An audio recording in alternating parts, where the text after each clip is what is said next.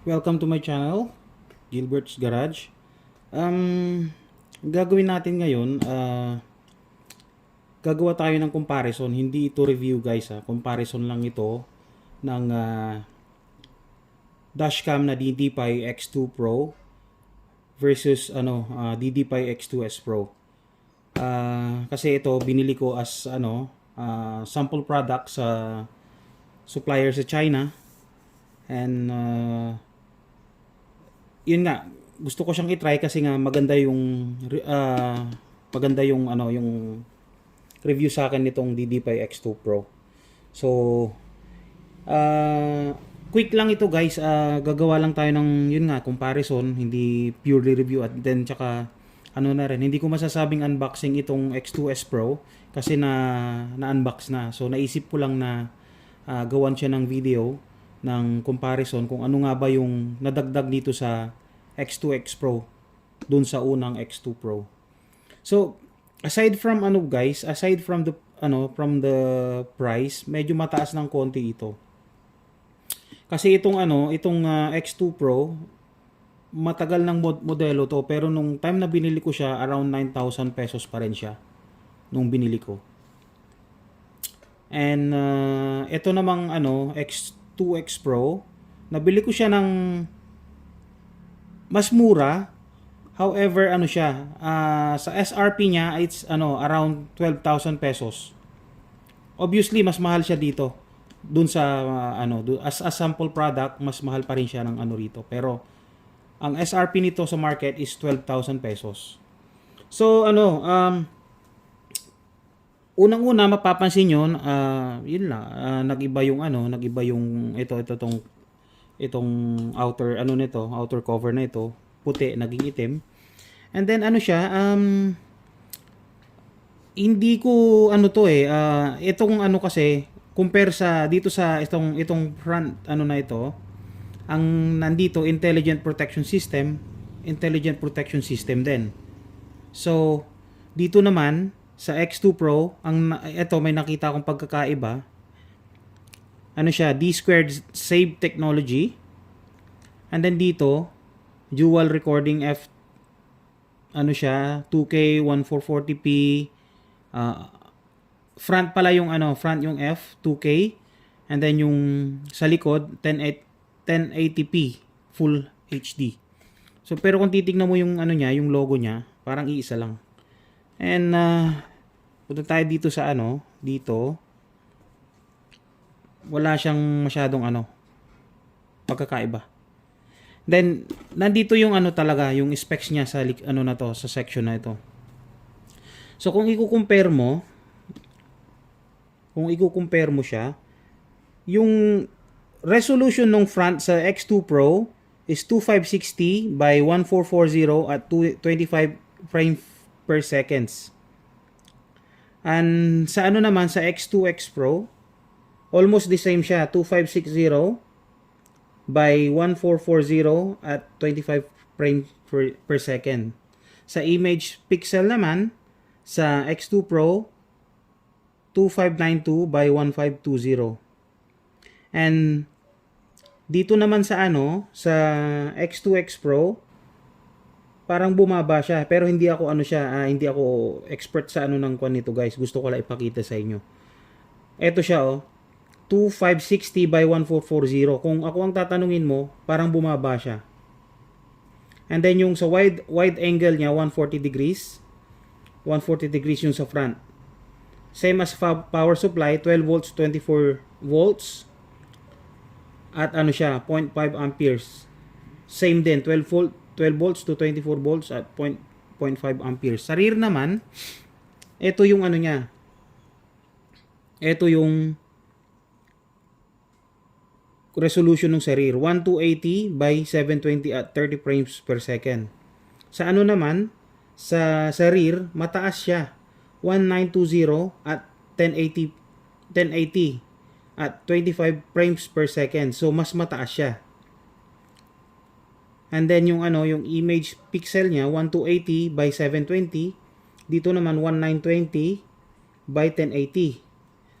So dito more on yung upgrade yung specs na mataas dito sa Ddpai na ito, X2 Pro, is yung nakikita ko yung rear ang medyo tumaas dito sa section na ito. Compare dito sa yung wide angle din ng rear cam ng X2 Pro is 120 degrees. And then yung wide angle ng X2X Pro is 125. So mas mas malaki yung coverage niya. So ito yung nakikita kong medyo tumaas siya rito.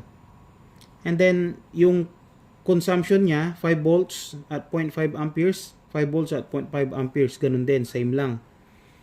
And then yung dito sa section naman na ito, front and rear, GPS and route tracking, yung temperature niya, yung one is minus 20 to 70 degrees Celsius. Yung storage niya is class 10 TF up to 128 GB. Built Wi-Fi module is built in 2.4 GHz Wi-Fi. Dimension wala na yan. Aperture ito. Front f1.8, rear f2.2. So dito halos same lang except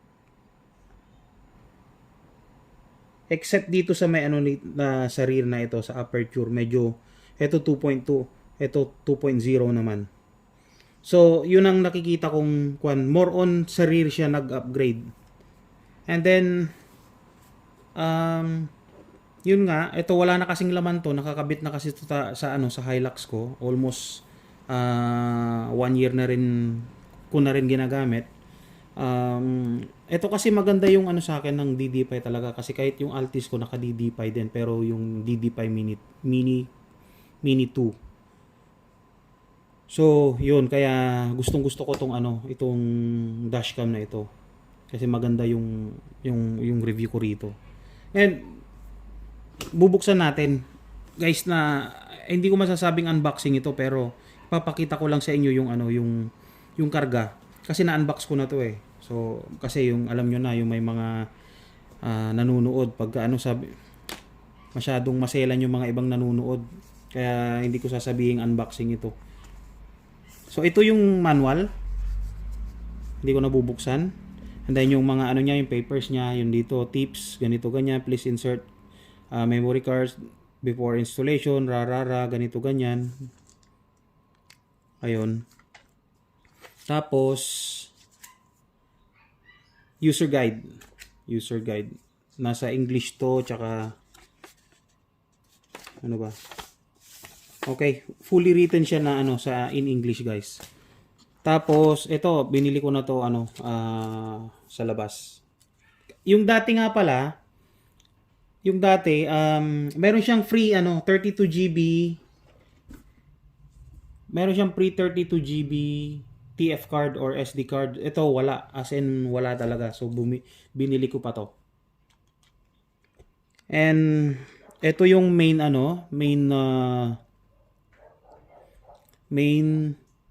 dashcam. So far ang nakikita kong pagbabago rito, itong thread na ito. Mamaya papakita kong bakit mayroon yan. So ito yung sa main. Ito naman yung sa rear. Yan. Yan yung rear.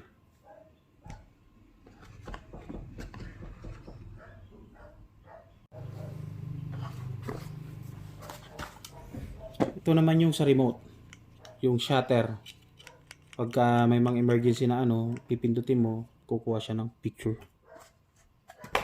Then yung major changes dito sa sa harness niya is na siya, integrated na siya, guys. Integrated na. Hindi katulad nung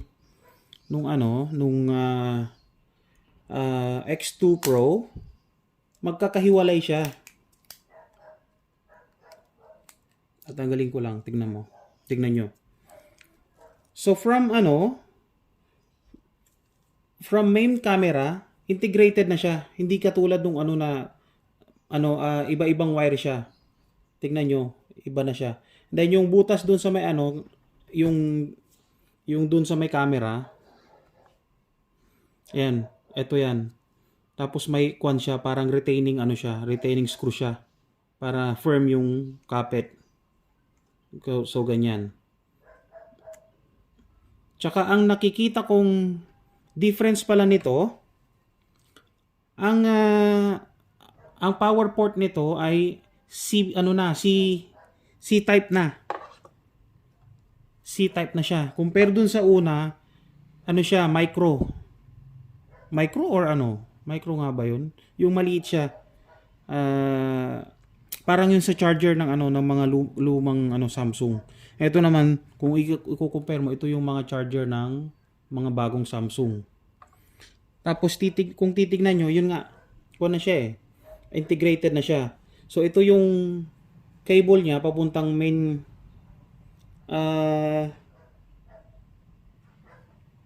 yung papuntang main saan nga ba to? Saglit.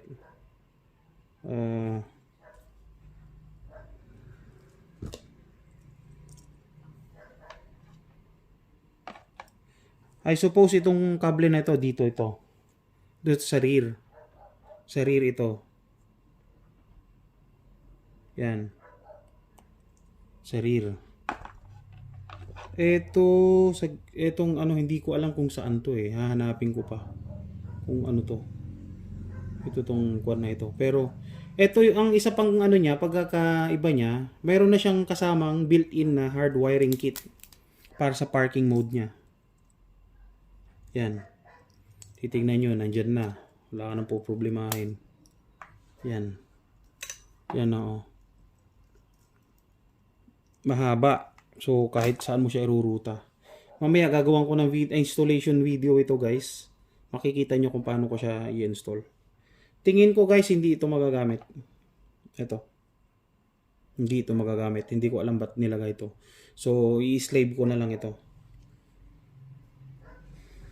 Ito yung cable papunta sa likod.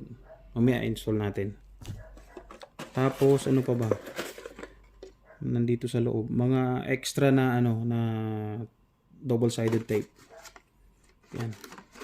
Tapos free na ano na prying tool. Wala na, silica gel na lang.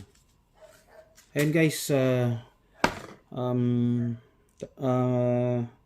thanks for watching. Kung tingin nyo nakatulong sa inyo tong ano na ito, kung mag-decide kayo na bumili ng Ddpai at ano, pero ang kon ko talaga rito, magandang klaseng ano to, Chinese ano product siya. Kung kumpara sa cellphone, parang Huawei ito ng cellphone sa mga dashcam. Hindi ito pipitsuging ano dashcam guys. So ayun nga, thanks for watching, and then subscribe na rin, like and share.